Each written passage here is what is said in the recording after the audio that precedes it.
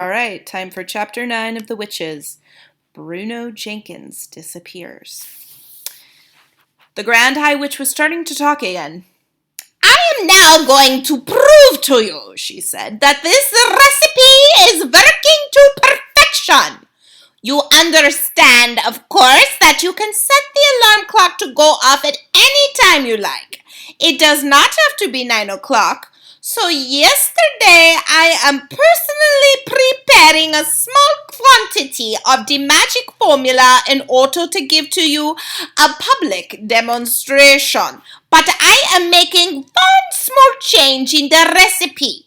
Before I am roasting the alarm clock, I am setting it to go off not at 9 o'clock the next morning, but at 3:30 the next afternoon. Which means 3:30 this afternoon. And that, she said, glancing at her wristwatch, is in precisely 7 minutes' time. The audience of witches was listening intently, sensing that something dramatic was about to happen. So what I am doing yesterday with this magic liquid? Asked the Grand High Witch. I will tell you what I'm doing.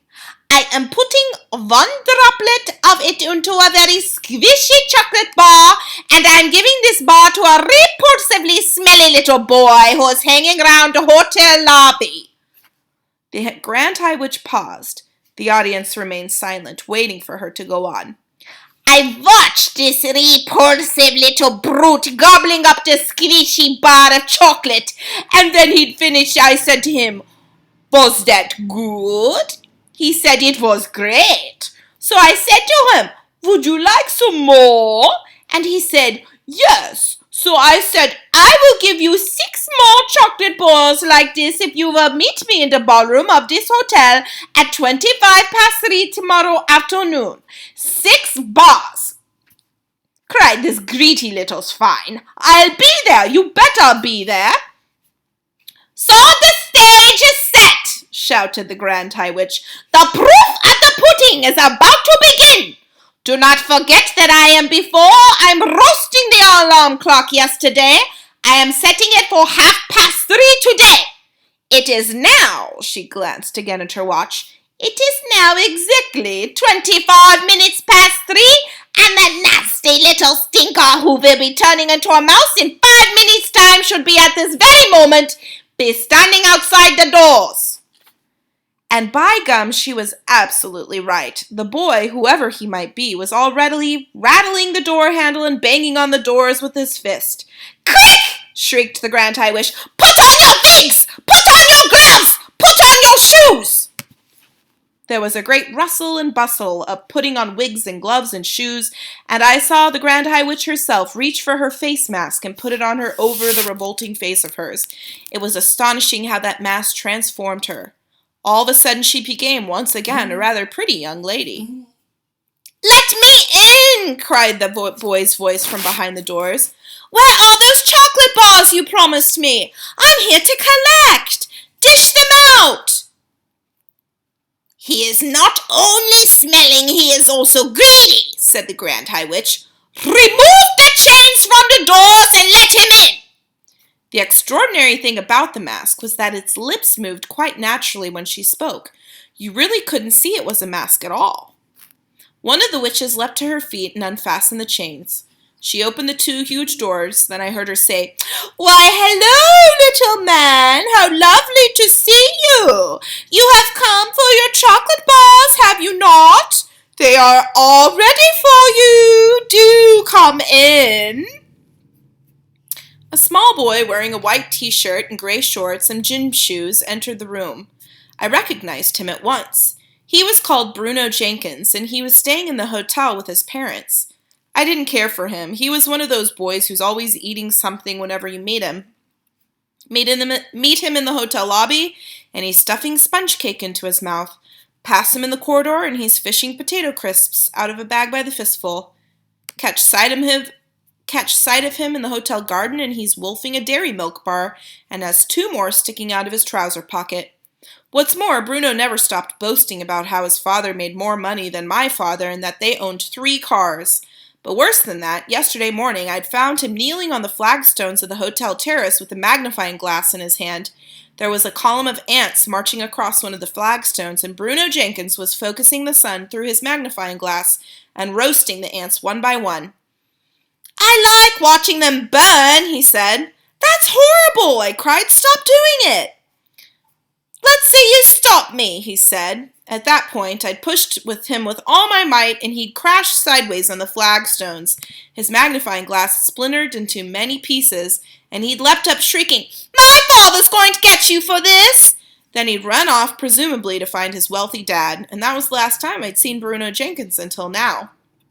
I doubted very much that he was about to be turned into a mouse, although I must confess that I was secretly hoping it might happen. Either way, I didn't envy him being up there in front of all those witches. "Oh, darling boy," cooed the Grand High Witch from up the platform, "I have your chocolate balls all ready for you. Do come up here first and say hello to all these lovely ladies." Wait a minute. I'm going to read that part again. "Darling boy," cooed the Grand High Witch from up on the platform, "I have your chocolate bars all ready for you. Do come up here first and say hello to all these lovely ladies." Her voice was quite different now. It was soft and gentle and absolutely dripping with syrup. Bruno was looking a bit bewildered, but he allowed himself to be led up on the platform where he stood beside the Grand High Witch and said, "Okay, where are my 6 bars of chocolate?"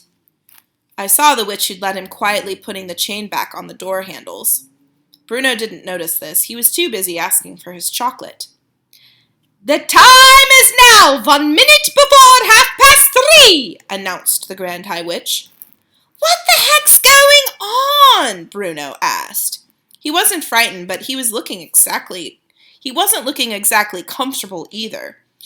"What is this?" he said. "Give me my chocolate." 30 seconds to go, cried the Grand High Witch, gripping Bruno by the arm.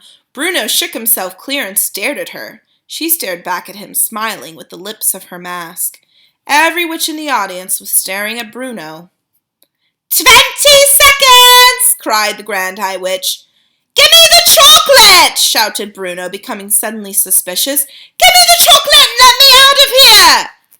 15 seconds, cried the Grand High Witch. Will one of you crazy punks kindly tell me what all this is about? Shouted Bruno. 10 seconds, cried the Grand High Witch. 9, 8, 7, 6, 5, 4, 3, 2, 1, 0! We have ignition! I could have sworn I heard an alarm clock ringing. I saw Bruno jump. He jumped as though someone had struck a hat pin deep into his bottom, and he yelled, "Ow!" He jumped so high that he landed on a small table up there on the stage. And he started hopping about on the top of this table, waving his arms and yelling his head off. Then suddenly he became silent. His whole body stiffened. The alarm has gone off, shrieked the Grand High Witch. The mouse maker is beginning to work! She started hopping about on the platform and clapping her gloved hands together, and then she shouted out, This smelly brat, this filthy scum, this horrid little louse will very soon become a lovely little mouse. Bruno was getting smaller by the second. I could see him shrinking. Now his clothes seemed to be disappearing and brown fur was growing all over his body. Suddenly he had a tail, and then he had whiskers, and now he had 4 feet. It was all happening so quickly. It was a matter of seconds only, and all at once, he wasn't there anymore. A small brown mouse was running around on the tabletop. Bravo! Yelled the audience. She's done it! It works! It's fantastic! It's colossal! It's the greatest yet! You are a miracle, oh brainy one! They were all standing up and clapping and cheering, and the Grand High Witch produced a mousetrap from the folds of her dress and started to set it. Oh no, I thought. I don't want to see this. Bruno Jenkins may have been a bit of a stinker, but I'm dashed if I want to watch him having his head chopped off. This Where is he? Snapped the Grand High Witch, searching the platform. Where has that mouse got to? She couldn't find him. Clever Bruno must have jumped down off the table and scampered off into some corner or even down a small hole. Thank heavens for that. It matters not, shouted the Grand High Witch. Silence and sit down! I'll see you next time.